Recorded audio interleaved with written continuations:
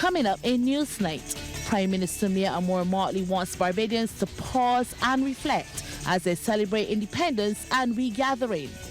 The death toll from Hurricane Melissa in Jamaica continues to climb. And in sports, India are the 2025 Women's ICC 50 over champions. Broadcasting from our studios in the Pine St. Michael, this is CBC NewsNight, starting now. Good evening with Newsnight. I'm Anne-Marie Burke. Prime Minister Mia Amor Mottley is calling on Barbadians to use this month of independence as well as St. Michael We Gatherin activities to pause and reflect. She wants nationals to reflect on building a strong, resilient Barbados that young people would want to be a part of. Prime Minister Mottley made the call while addressing the St. Michael We Gatherin celebratory service at the Golden Square Freedom Park, the city. Our Nessa Henry was there and has more on this story. This month, as Barbadians observe independence and participate in the St. Michael We Gatherin activities, the focus will be on the nation's youth. Prime Minister Mia Amor Mottley has announced that she is using the rights of her office to include 2 events designed specifically for young people. The first, she says, is a reasoning session, which will be led by Minister of People Empowerment and Elder Affairs Kurt Humphrey, as well as Minister of Youth, Sports and Community Empowerment Charles Griffith. This has nothing to do with the Ideas Forum that we will do as a parish. This is a dedicated forum over 2 half days where we come and listen to you, because this is the country we must build for you, with you. On November 29th, the children of St. Michael will come together at the National Botanical Gardens for the parish's We Gatherin marquee event. Prime Minister Mottley says the festive celebration will allow each constituency in St. Michael to show off what they believe to be the best of their traditions and their possibilities for the future. So that it will be, on a Saturday, a cultural extravaganza, but designed purely with our children in mind, because they are going to be the bedrock as we go forward. And the youth were included in the celebratory church service. There, member of the Roman Catholic Diocesan Youth Commission, Imani Leon, spoke directly to the young people searching for direction, opportunities, and hope in a world that sometimes feels uncertain. All of us were created with purpose. We were born with gifts, with dreams, and with the power to change our story. And by extension, the story of this nation. Barbados needs our energy, our ideas, our strength, and our love for this country. Fatting and food is St. Michael's theme for its 2025 We Gatherin celebrations. Nessa Henry, CBC News.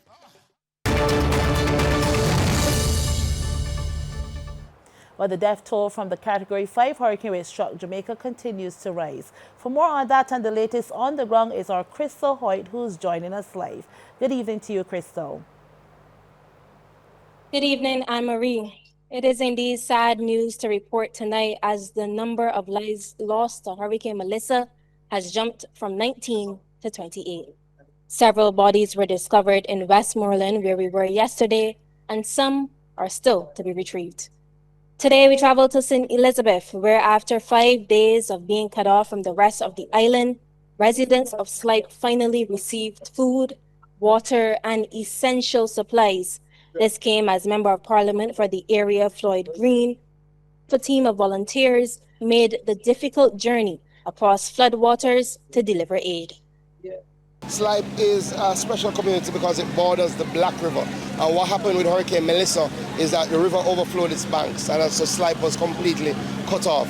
So part of what we've been doing is consistently monitoring the situation to see when we can get in, how we can get in to bring in some relief. So our first phase is about access, getting into these communities. Now that the water has receded from one of the entrances, we've brought in some relief, food, largely, and water. It is worth mentioning that this parish is still recovering from the impact of Hurricane Beryl and is now once again on the front lines of the climate crisis.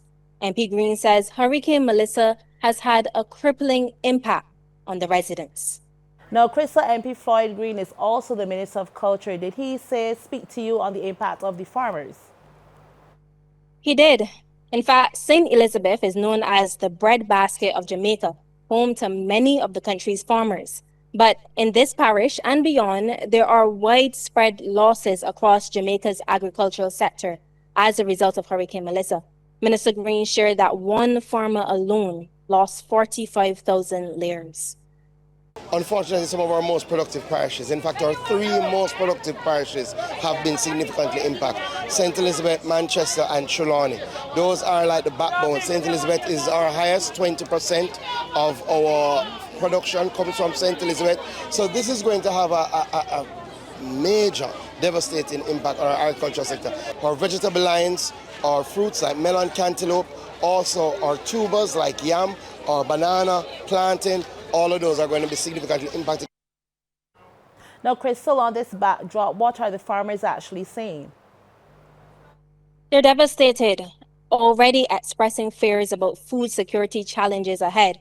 In fact, I spoke to Maurice Holness, father of Prime Minister Andrew Holness and a farmer here in St. Elizabeth, and he shared concerns about the uncertain future. There'll be a serious shortage for the festive season, I'm sure. The farmers will, bounce back after this, but they have been devastated, much more than I have, and I am expecting that there'll be a serious shortage of seasonings like scallion and thyme, tomatoes, sweet peppers, cabbage, lettuce, and a number of others. Right now, I'm seeing we're going to need some cash support because I'm sure there'll be way back in income, some form of financial support, to give them the strength to fight back. A number of challenges as the country continues to deal with the fallout post-Hurricane Melissa. Well, thank you so much, Crystal, and do continue to be safe as well as you bring us all from what is happening there in Jamaica. And a vast majority of Jamaicans are still without electricity, telephone service and water following the passage of Hurricane Melissa. Now, Minister of Energy and Business, Lisa Cummins, has announced that the Barbados Light and Power is sending a team to that devastated nation as well as to the Bahamas. She was this morning addressing the Energy Month church service at the Power in the Blood Assembly in Tudor St. Michael. Our Nesta Henry has more on that story. Close to 500,000 customers, representing 72% of the Jamaica Public Service customer base, remain without power after Hurricane Melissa uprooted poles and downed power lines.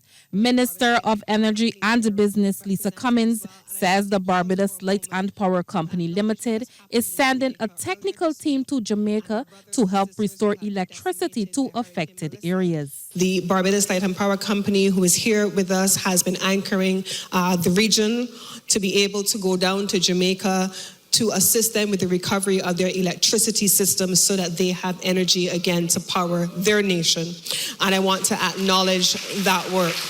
As Barbados embarks on Energy Month, Minister Cummins is reminding Barbadians that energy transformation remains at the center of national development. And in the midst, we sit. And I don't want to talk energy this morning in my very brief remarks, but I want to say that God has positioned his instruments, all of us as Christians, in positions of influence in our nation for such a time as this. And all that he's pouring into us, he expects us to pour out so that we are able to effect change, to effect transformation, to bring that stillness, that quietness, and to be able to influence policy as the nations go through what is right up ahead. Energy Month 2025 has been themed Invest, Innovate, Sustain, leading the charge in renewable energy frontiers. Nesta Henry, CBC News. Barbados has recorded yet another fatal shooting. Police responded to the incident, which occurred in Kendall Hill, Christchurch, around 1:40 p.m. today. According to police reports, two masked men exited a motor car and discharged a number of gunshots into a parked motor car, injuring the occupant. Ambulance personnel responded to the scene, examined the body, and found no signs of life. A medical doctor subsequently pronounced death. Police investigations are continuing into the matter. Lawmen are appealing to anyone who may have witnessed this incident or has any information that may assist to please contact the Crime Stoppers hotline at 1-800-8477, Police Emergency at 211, or the Oistins Police Station at 418-2612. Barbadians will be paying less for gas but more for diesel and kerosene from midnight. Gasoline will sell for $3.94 per litre, a reduction of 1 cent. Diesel will retail at $3.36 per litre, and kerosene $1.51, increases of 2 and 3 cents respectively. The price of liquefied petroleum gas will be $170.97 for the 100-pound cylinder, $47.84 for the 25-pound cylinder, $42.27 for the 22-pound cylinder, and $38.42 for the 20-pound cylinder. The next price adjustment will be on Sunday, December the 7th.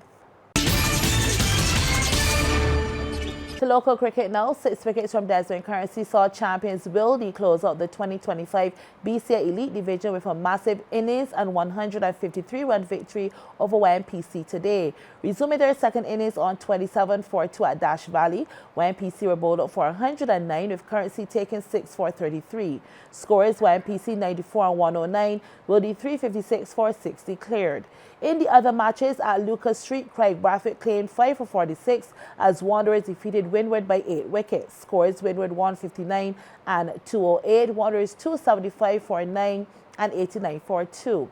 Over at Rice's, host Gladiola had a 10-wicket win over BCA Youth. Gladiola 217 for 9 declared and 13 without loss. BCA Youth 65 and 163. The other two matches ended in draws at 3W's Oval. Yorkshire 188 and 65 for 2, UWI 365, and at Bank Hall, Empire 247 and 225 for 9, Pickwick 103. Well, top Barbados female surfer Chelsea Tuat finished third in the World Surf League 4000 La Marginal Surf Pro in Puerto Rico today. Tuat, who came up against the eventual winner Alyssa Spencer of the USA in her semi-final heat, posted wave scores of 5.10 and 4.67 for a total of 9.77 to Spencer's 15. With this podium finish, Tuat will move up the regional rankings. Meanwhile, Josh Burt bowed out of the men's quarterfinals, narrowly losing to American Dimitri Polis 13.87 to 14. Burt finished 5th overall, a result that should also lift his regional standing.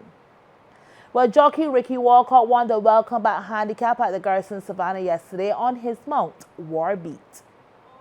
Miss Anya will not have traffic as an excuse. She leads by just about a length and a tail from Sir Jimmy. On the outside, Warbeat racing third, and Aries now takes closer order as they round the far turn and they head up the hill. And the leader is Miss Anya, who continues in front from Sir Jimmy. Aries has moved up on the inside to be third, and Warbeat continues now to trail. They've gone past the 3 furlong marker and head downhill towards the 2. And it is on the outside Sir Jimmy who comes through and picks it up. On the outside, Warbeat has found his best right and comes swinging by them in one big bull move. He comes through and picks it up from on the inside. Aries, who got a lovely landing on the rails. And there are no more turns. And Warbeat is in command on the left hand right. Ricky Walker takes a look back to see if there are any dangers, and he sees none. Warbeat pulls him away, wins it now. He's down to win by about 5. Aries was best of the rest, finishing second. Tonight's highlights from the Prime Minister's Cup are coming to you with the compliments of Powerade. Pause is power. And Dasani. Live first, Dasani after.